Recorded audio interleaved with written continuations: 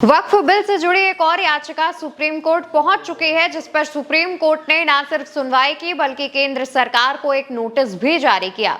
दरअसल दोस्तों, supreme court में साल 1995 यानी 1995 के वक्फ कानून को चुनौती दी गई है। मामला कोर्ट में पहुंचा तो सब हैरान थे, क्योंकि वक्फ के जिस कानून को चुनौती दी गई वो 1995 में बना था। इसको लेकर के चीफ जस्टिस बी.आर. गवई और जस्टिस ऑगस्टिन जॉर्ज मसीह की बेंच ने इस मामले को सुना और चीफ जस्टिस ने याचिकाकर्ता के वकील से पूछा कि अब 1995 के अधिनियम को क्यों चुनौती दी जा रही है। हम इसे देरी के आधार पर खारिज कर देंगे।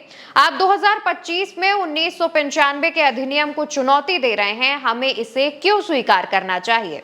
इस पर याचिकाकर्ता के वकील ने कहा कि 2020-21 में दायर की गई पूजा स्थल अधिनियम 1991 और राष्ट्रीय अल्पसंख्यक आयोग अधिनियम 1992 की याचिकाओं पर भी सुप्रीम कोर्ट सुनवाई कर रहा है।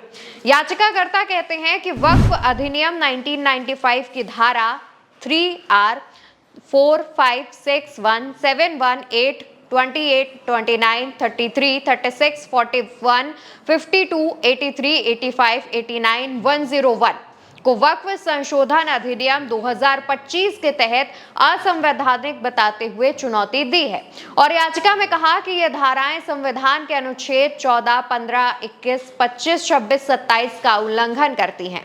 याचिकाकर्ता ने तर्क दिया कि केवल मुस्लिमों के लिए धार्मिक संपत्तियों के प्रशासन संबंधी कानून है, जबकि अन्य धर्मों के लिए ऐसा कोई कानून नहीं है। इसलिए उन्होंने वक्फ अधिनियम 1995 को भेदभावपूर्ण बताया और इसके खिलाफ याचिका डाली गई।